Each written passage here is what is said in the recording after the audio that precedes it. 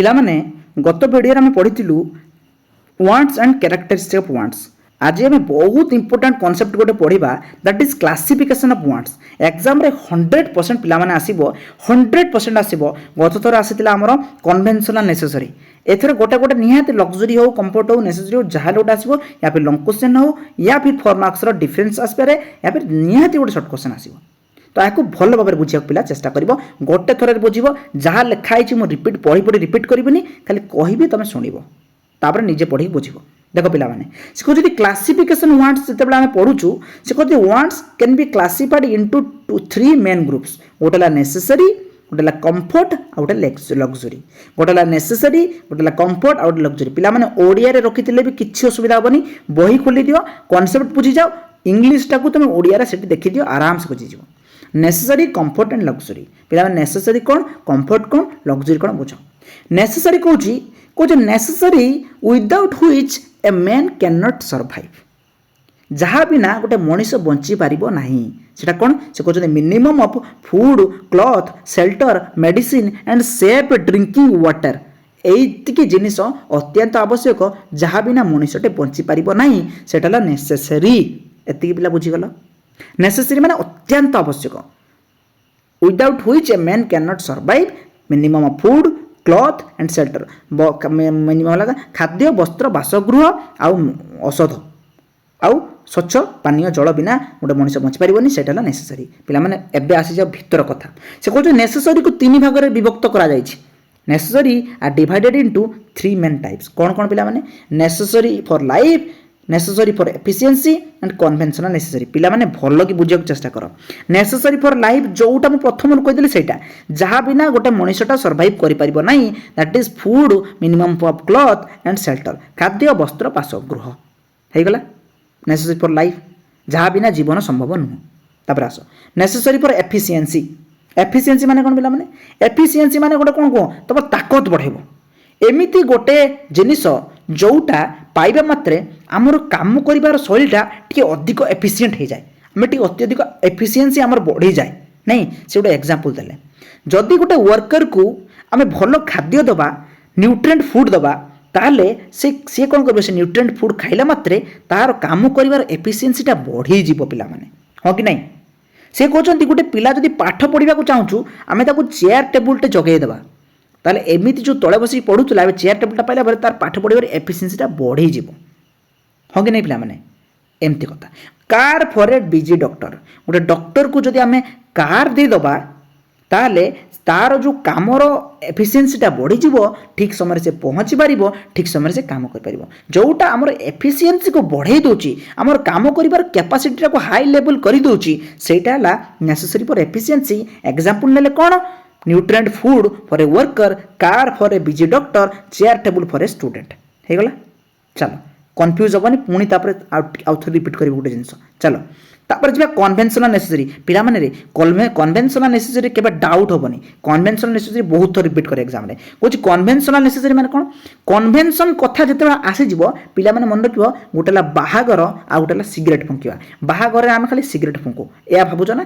ନା, ବାହାଘର ସେ କହୁଛି ଯେତେବେଳେ କୌଣସି ରିଚୁଆଲ୍ କାମ ହେଉଛି ଘରେ, କୌଣସି ରିଚୁଆଲ୍ କାମ ହେଉଛି, ବାହାଘର ହେଉ, ଶ୍ରାଦ୍ଧ ହେଉ, କି କୌଣସିରେ ଏନଗେଜମେଣ୍ଟ ହେଉ, କି ଘରେ କୌଣସି ଗୋଟେ ମାନେ ତୁମର ଗୋଟେ ରିଚୁଆଲ୍ ହେଉଛି, ଘରେ ଗୋଟେ କୌଣସି ତିଥି ବିଥି ଜିନିଷରେ ଯଦି ଘର ଆମର ରିଚୁଆଲ୍ କାମ ହେଉଛି, କ'ଣ ବାହାଘର ହେଉଛି, ଏନଗେଜମେଣ୍ଟ ହେଉଛି, କି ମରିଗଲା ପରେ ଦଶକି ହେଉଛି, ତା ପାଇଁ ଯେଉଁ ଖର୍ଚ୍ଚ, ଯାହା ପାଇଁ ଯେଉଁ ନେସେସିଟି ଆମେ ଅନୁଭବ କରୁଛୁ, ଯାହା ତା ପାଇଁ ଯେଉଁ ଆବଶ୍ୟକତା ଆମେ ଚାହୁଁଛୁ, ଯାହା ଆମେ ଚାହୁଁଛୁ, ସେଇଟା ହେଲା ଆମର କନଭେନ୍ସନାଲ୍ ନେସେସରୀ। ସେକେଣ୍ଡ ଆସିଯାଉ, ଯଦି ତୁମକୁ ସିଗାରେଟ୍ ଖାଇବାରେ ବହୁତ ଇଚ୍ଛା, ଗୋଟେ ହ୍ୟାବିଟ୍, ତୁମକୁ ତମ୍ବାଖୁ ଖାଇବାରେ, ଗୁଟକା, ମିନାଜି, ସଫଲ ଖାଇବାରେ ବହୁତ ଇଚ୍ଛା, ସେଇଟା ଗୋଟେ ହ୍ୟାବିଟ୍। ଯଦି ତୁମକୁ ଡ୍ରିଙ୍କିଂ କରିବାର ବହୁତ ଇଚ୍ଛା, ଗୋଟେ ହ୍ୟାବିଟ୍।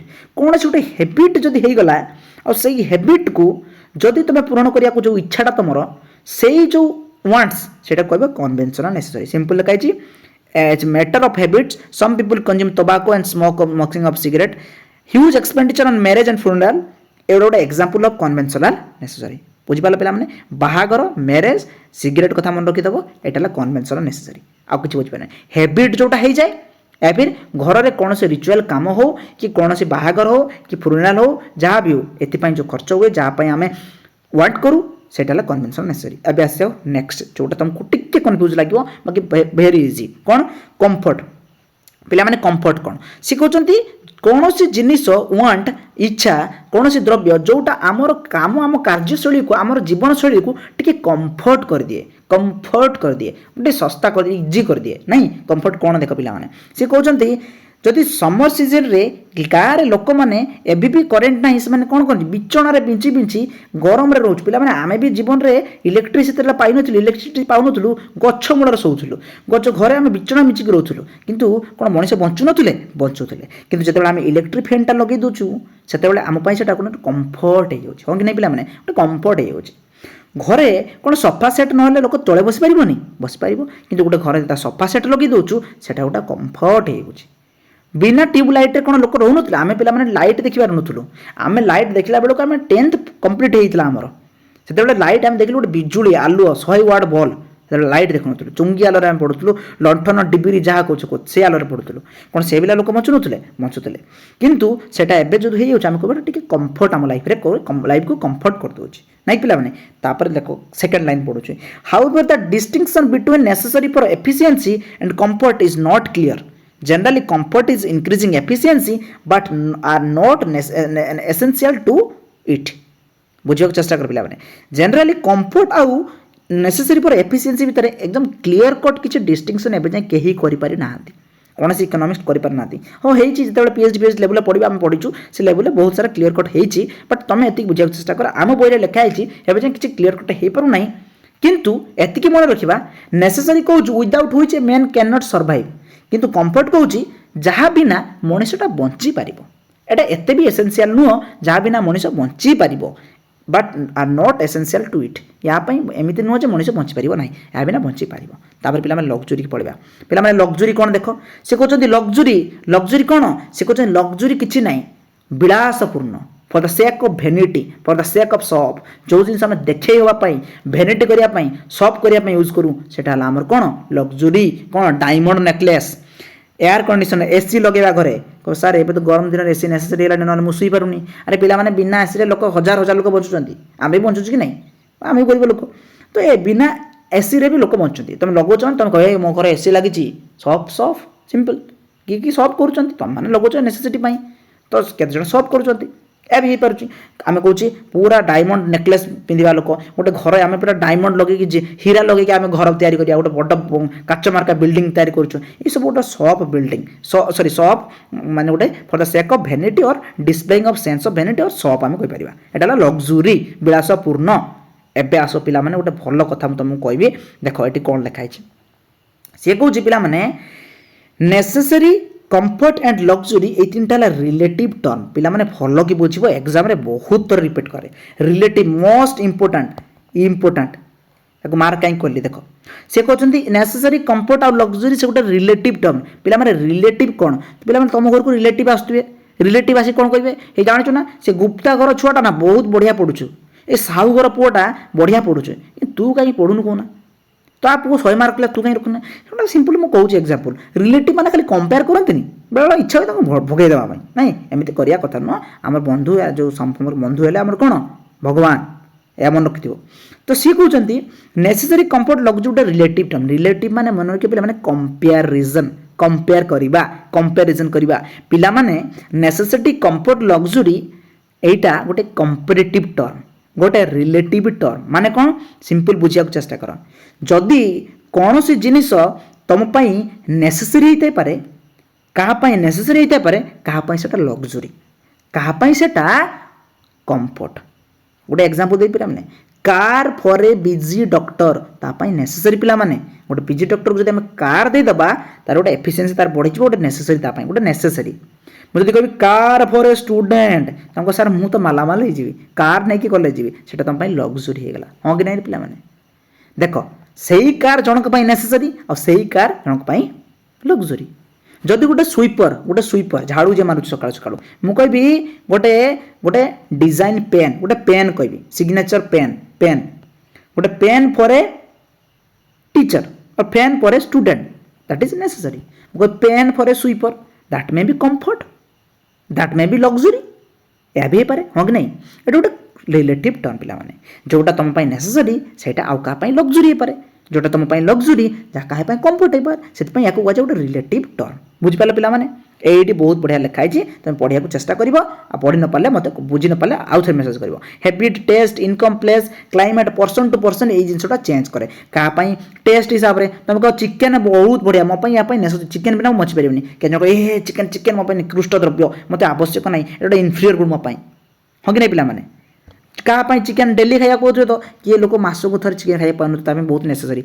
आ जन ए कम्फर्ट खाली खाई ना तो क्या जो इनकम जब कार अधिक थी ये सब जिन हिसाब से आउ गोटे रिलेटिव टर्म यही कंपेरिजन हिसाब से देखा क्या नेसेसरी तो क्या लग्जरी क्या कम्फर्ट यही सब जिन लिखाई बढ़ पे एवं आसी गोटे बहुत बढ़िया कनसेप्ट कौन is consumption of luxury justified जो लग्जरी आम कंजप्शन करुचे जो लग्जरी आम कह सार जदि आम सॉप करने डायमंड नेकलेस बनाऊे सॉप करने डायमंड यूज करुचे सॉप करने गोल्ड यूज करुचे सॉप करने एसी लगाऊे घरे कौन ये जिनसा अत्यंत आवश्यक कि जदि यहाँ सॉप करने डायमंड फाइमंड आम यूज करुचे कहीं प्रोडक्शन कहीं कर देश इकोनॉमी की कहूना गोटे गवर्नमेंट को कहूना बंद करदे प्रोडक्शन यहाँ करवा आवश्यक ना यहाँ खाली आम वेस्टफुल खाली प्रोडक्शन करके बर्बाद हो समाज में तो किसी आवश्यक ना ना भाई ता बदल में लोक यूज कला भाई भल जिन उत्पादन कर जोटा कि कंजप्शन करेंगे सस्तार खाद्य उत्पादन कर सस्तार चाउल दियो लोक सस्तार डाली दियो लोक से खाइले भलरे बचे से उत्पादन करने शिखाओ AC fridge diamond necklace gold एगुटा उत्पादन कर लाभ से ये गोटे क्वेश्चन आसीगला कौन क्वेश्चन आसीगला is consumption of luxury justified luxury उत्पादन करने कंजप्शन करने कौन गोटे जस्टिफाइड कि यहाँ कौन ठीक ठाक जुक्तिजात कि से कहले बहुत कथार अच्छी पे नाना मुनि नाना मत बहुत जन बहुत मत देले आमे को मत हिसाब से जीवा सेटा पे देखा कौन कहते लग्जरी गोटे सिंपल कथा जोटा sake of vanity and displaying of superiority complex तुम जोटा देखा सॉप करने गोटे भेनिटी निजर विलासपूर्ण जिंदगी देखापी जोटा यूज कर से लग्जरी कह से पे कौन कहते देख सी कहते आगे केते इकोनॉमिक्स मतामत कौन देले देख सी मतामत देले गोटे अपोजिट व्यू देले सी कहले केते जण या कहले एटा गोटे अनएथिकल एंड अनजस्टिफाइड सी कहले एटा जो उत्पादन हो अनएथिकल मोराली ये सब जिनस बेकार मोराली जो आम देखा गोटे मानविकता हिसाब से देखा ये जो डायमंड नेकलेस फेकलेस एगुड़ा सब जीवन बर्बाद एगुड़ा सब किसी आवश्यक ना लोक खाया खाद्य दियो लोक खाया मैंने डाली दियो चाउल दियो खाया ब्रेड दियो ताको ड्रेस भल बनई दियो सस्तार मिलू से यूज कले से भल रे कि आवश्यक कौन किसी इकोनॉमिक्स तार अपोजिट व्यू देले कौन व्यू देले देख से कहले जदि लग्जरी उत्पादन होची ताले इंक्रीमेंट ऑफ एम्प्लॉयमेंट जते लग्जरी जिनस उत्पादन होची बोली टीवी फ्रिज एसी गोडरेज जहाँ भी हो आम कह गोल्ड नेकलेस एटा उत्पादन बढ़ुची बोली एम्प्लॉयमेंट बढ़ुची पे एम्प्लॉयमेंट बढ़े भल कहीं लोक इनकम बढ़ो इनकम स्टैंडर्ड ऑफ लिविंग बढ़ो गोटे पॉजिटिव रिप्लाई देले आउ गोटे रिप्लाई देले देख जदि लग्जरी उत्पादन होनी कि से लग्जरी उत्पादन किए पे लग्जरी गुड्स किए कंजम्पशन करे लग्जरी गुड कंजम्पशन करे रिच लोक कंजम्पशन करती रिच लोक कंजम्पशन करते से रिच को पाखर जो पैसाटा क्या पाखक जाऊँ जो मैंने उत्पादन कर लेबर मान पाखक जाऊँ से कहते इनकमटा ट्रांसफर है रिच मान पाखर जो मैंने उत्पादन कर गरीब लोक पाखक तार भल कथा कि नहीं रे पे गरीब धनी लोक इनकमटा गरीब लोक पाखक गला लेबर मान पाखक गला से स्टैंडर्ड ऑफ लिविंग बढ़ो भल लगे ना तापर देख से कहते development of skill and efficiency जितेबाला से बड़ बड़ टीवी फ्रिज ये सब मेसीन उत्पादन करेंगे एथपाई बहुत स्किल आवश्यक हुए से बनौ बनौ स्किल और एफिशिएंसी डेवलपमेंट हम पर से निजे उत्पादन करके भल इनकम करेंगे स्किल बढ़ला डेवलपमेंट है स्किल ये सब कथा से कहले हाँ कि नहीं चलो तापर आउ केते जण देख आर्गुमेंट कले कहले ना ना ना तुम जिते जहाँ कह किंतु एटा लग्जरी कंजप्शन करवाटा गोटे मोराली अनजस्टिस एंड इकोनॉमिक वेस्ट कटे गोटे किसी आवश्यक ना यार आवश्यक कौन सी कहले यार आवश्यक किसी ना एटा लग्जरीटा ना आम नेसेसरी आम जीवन नेसेसरी ना या बिना मनीष बची पारनी ना यहाँ यूज कले आमर किसी लाभ अच्छी या बिना मनीष आराम से बची पार या बिना मनीष बहुत भल बची पार यहाँ गोटे इकोनॉमिक वेस्ट आम किसी आवश्यक ना से कहले रिसोर्सटा जदि जो जो आम रिसोर्स यूटिलाइज करुचे एसी फ्रिज डायमंड गोल्ड बनवाई जदि सही रिसोर्सटा आम कंज्यूमर गुड्स ଭଲ ଭଲ ଜିନିଷ ବନେଇବା ପାଇଁ ଯେଉଁଟା ଲୋକଙ୍କୁ ଅତ୍ୟନ୍ତ ଆବଶ୍ୟକ, ମେଡ଼ିସିନ ଶସ୍ତାରେ ମିଳିବା ଦରକାର, ଡ୍ରେସ୍ ଶସ୍ତାରେ ମିଳିବା ଦରକାର, ଖାଦ୍ୟ ପଦାର୍ଥ ଶସ୍ତାରେ ମିଳିବା ଦରକାର। ଯଦି ସେଇ ଜିନିଷ ଉତ୍ପାଦନରେ ଲଗେଇଦେବା ତାହେଲେ ଅତ୍ୟନ୍ତ ଆବଶ୍ୟକ ଭଲ ହେବ। କହୁଛନ୍ତି ରିସର୍ଚ୍ଚଟାକୁ ଡାଇଭର୍ଟ କରିଦିଅ, ଯେଉଁଟା ଲକ୍ଜରୀ ଗୁଡ୍ସ ବନେଇବାରେ ଖର୍ଚ୍ଚ କରୁଛ ତାକୁ ଲୋକଙ୍କର ଭଲ ପାଇଁ ସୋସିଆଲ ଖର୍ଚ୍ଚ ଯେଉଁଟା ସୋସାଇଟିର ଭଲ ହେବ ତା ପାଇଁ ଯଦି ଆମେ ୟୁଜ୍ କରିବା, ନେସେସରୀ ଗୁଡ୍ସ ବନେଇବା ପାଇଁ ୟୁଜ୍ କରିବା ତାହେଲେ ଆମ ସୋସାଇଟି ପାଇଁ ଭଲ ହେବ। ଏହା କହିଲେ ଆଉ କେତେ ଜଣ କହିଲେ ଲକ୍ଜରୀ ଗୁଡ୍ସ ଯଦି ଆମେ ବନଉଛେ ଆମକୁ ତମେ କହିଲେ କ'ଣ କହିଲ ଲକ୍ଜରୀ ଗୁଡ୍ ବନେଇଲେ ଏମ୍ପ୍ଲୟମେଣ୍ଟ ବଢ଼ିବ। ଏମିତି କ'ଣ ହେଇପାରିବନି? ନେସେସରୀ ଗୁଡ୍ସ ବନେଇଲେ ବି ଏମ୍ପ୍ଲୟମେଣ୍ଟ ତ ଆହୁରି ବଢ଼ିବ। କାହିଁକି? କାରଣ ଆମ ଭଳିଆ କଣ୍ଟ୍ରିରେ, ଇଣ୍ଡିଆ ଭଳିଆ ଅଣ୍ଡର ଡେଭଲପ୍ଡ କଣ୍ଟ୍ରିରେ ଅତ୍ୟଧିକ ଲୋକ ଆମେ କହୁଛୁ ଏବେ ବି ବିଲୋ ପଭର୍ଟି ଲାଇନ୍ରେ ଅଛନ୍ତି। ବହୁତ ଲୋକ ବିପିଏଲ୍ରେ ଅଛନ୍ତି। ଆମର ବହୁତ ଲୋକ middle class, lower middle class, poor ସେକ୍ସନରେ ଅଛନ୍ତି। ସମସ୍ତେ ରିଚ୍ ନୁହନ୍ତି। ଆମର ଲୋକ ଅଧିକାଂଶ ନେସେସରୀ ଗୁଡ୍ସକୁ ଚାହାନ୍ତି, ସବୁ ଲକ୍ଜରୀ ଗୁଡ୍ସ ନାହିଁ। ଏବେ ବି ବହୁତ, ଯଦି ତୁମେ ଗୋଟେ ଗାଁରେ 100ଟା ଘର ଥିବ ସେଠି ଦେଖିବ 4ଟା ଘର କି 5ଟା ଘର ଏସି ଲାଗିଥିବ। ଏବେ ବି ଲୋକ ଲକ୍ଜରୀ ଗୁଡ୍ସକୁ ଡିମାଣ୍ଡ କରିପାରୁନାହାନ୍ତି। ତାହେଲେ ଆମେ ଯଦି ନେସେସରୀ ଗୁଡ୍ସ ଅଧିକ ଉତ୍ପାଦନ କରିବା ତାହେଲେ ତାର ଅତ୍ୟଧିକ ଚାହିଦା ହେବ। ଆଉ ସେଇଟା ଆମର କ'ଣ ହେବ? ଏମ୍ପ୍ଲୟମେଣ୍ଟ ଆହୁରି ବଢ଼େଇବ। କାରଣ ନେସେସରୀ ଗୁଡ୍ସ ଅତ୍ୟଧିକ ଉତ୍ପାଦନ ହେଲେ ଅତ୍ୟଧିକ ଏମ୍ପ୍ଲୟମେଣ୍ଟ ବଢ଼େଇବ। ଏହା କହିଲେ ଲୋକମାନେ। ବୁଝିପାରିଲେ କି ନାହିଁ ପିଲାମାନେ? ଲାଷ୍ଟ ଦେଖ ଗୋଟେ କନକ୍ଲୁଜନ୍। ପିଲାମାନେ ଏବେ ତୁମେ କ୍ଲିୟର କର, ଏବେ ନିଜେ କ୍ଲିୟର କର କି ତୁମକୁ କ'ଣ ଆବଶ୍ୟକ। ନେସେସରୀ ଗୁଡ୍ସ ଆମ ଇଣ୍ଡିଆ ଭଳିଆ କଣ୍ଟ୍ରିରେ ଯେଉଁଠି ଅତ୍ୟଧିକ ଲୋକ ଲେବର ଅନସ୍କିଲ୍ଡ ଅଛନ୍ତି, ଆମର ଅତ୍ୟଧିକ ଲେବର ପୋଅର୍ ସେକ୍ସନରେ ଅଛନ୍ତି, ମିଡ଼ିଲ୍ କ୍ଲାସ୍, ଲୋୟର ମିଡ଼ିଲ୍ କ୍ଲାସ୍ରେ ଅଛନ୍ତି ଫ୍ୟାମିଲି, ତ ଆମ ଭଳିଆ କଣ୍ଟ୍ରିରେ କେଉଁ ଭଳିଆ ଗୁଡ୍ସ ଆବଶ୍ୟକ? ସେ କହୁଛନ୍ତି ଆମ ଭଳିଆ କଣ୍ଟ୍ରିରେ କ'ଣ ଲକ୍ଜରୀ ଗୁଡ୍ସ ଉତ୍ପାଦନ କରିବା, ବିଳାସପୂର୍ଣ୍ଣ ଦ୍ରବ୍ୟର ଉତ୍ପାଦନ କ'ଣ ଗୋଟେ ଜଷ୍ଟିଫାଏ, ଗୋଟେ ଏଥିକାଲ ନା କ'ଣ? ସେ କହିଲେ ନାହିଁ।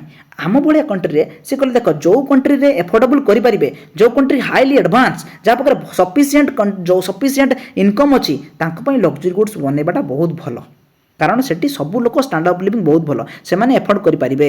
କିନ୍ତୁ ସେ କହିଲେ ଇଣ୍ଡିଆ ଭଳିଆ କଣ୍ଟ୍ରିରେ, ଯେଉଁ କଣ୍ଟ୍ରିରେ इंडिया भाया ये पिलाने अंडर डेभलप लिखि दिखाई कतरा बही अच्छी इंडिया भाया कंट्री आम गोटे seems like economic wasteful India भाया कंट्री गोटे वेस्टफुल कहले चलो यहाँ अत्यंत आवश्यक नुह इंडिया भाया कंट्री आमको नेसेसरी गुड्र आवश्यक जहाँपाई लोक स्टैंडर्ड ऑफ लिविंग बढ़ी पार आ समस्ते सस्तार किसी भरपाई पूरण कलापर एजुकेशन और हेल्थ को अधिक एम्फासाइज देवे और समस्त स्टैंडर्ड ऑफ लिविंग बढ़ला जिते आम डेभलप्ड होते लग्जरी गुड्स आमको उत्पादन कराओ से आम भल रही तो इंडिया भाया कंट्री आम जो देखू तो आम दुईटा कंपेरिजन कलु गोटे developed country highly efficient country highly affordable country luxury production करवाटा जस्टिफाइड पिलाने किंतु इंडिया भाया अंडर डेभलप्ड कंट्री या फिर इंडिया भाया डेभलपिंग कंट्री आउ किसी अंडर डेभलप्ड कंट्री लग्जरी प्रोडक्शनटा जस्टिफाइड नुह दुईटा कनसेप्ट भल कि बुझल आम एबे एटू क्लियर कलु कंप्लीट कलु।